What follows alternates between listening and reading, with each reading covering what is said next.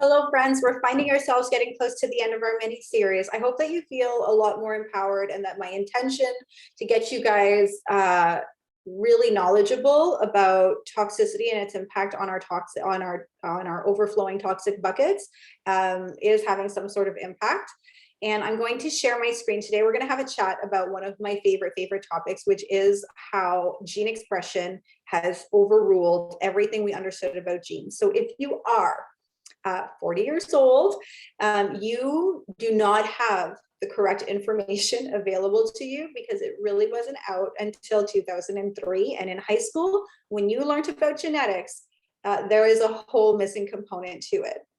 Okay, and if you have been told by your doctor that, for example, you will have a likelier or higher chance of getting X, Y, and Z cancers, how this video is going to help you understand a little bit more about why that may not be true. Okay, and why it can be true and why it also will maybe not be true. All right, so I'm going to share my screen.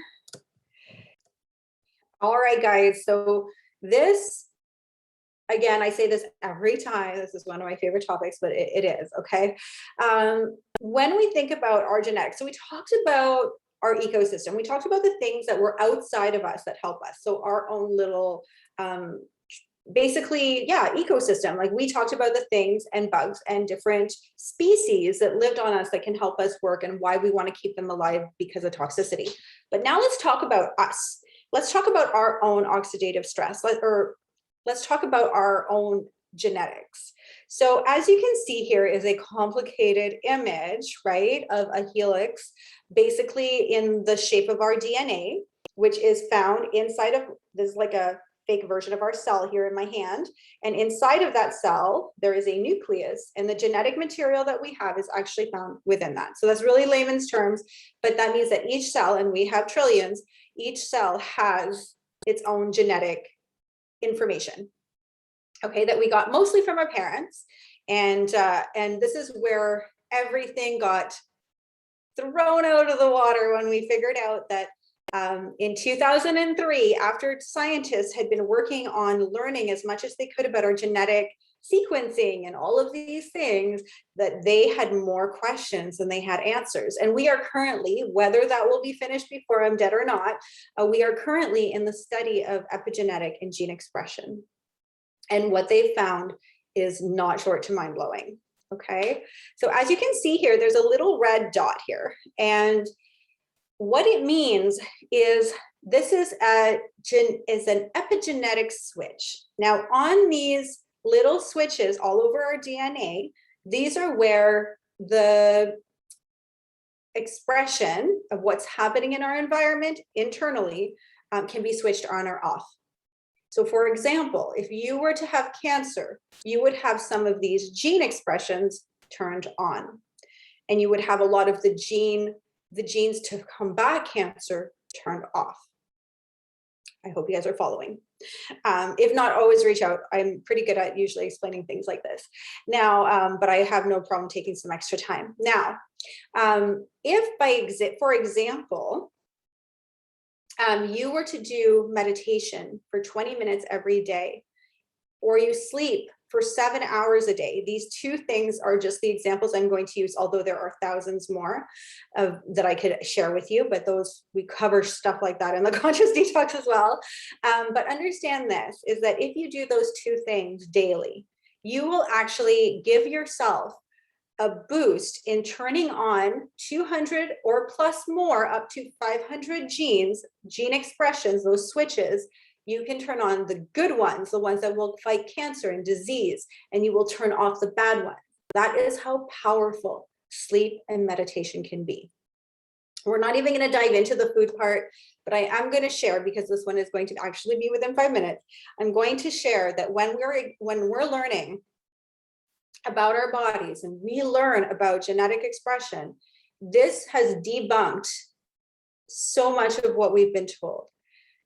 For example, we could be told that because every member in our family is diabetic, that we will be likely to have diabetes. And this is true. You would be born with a predisposition to have diabetes.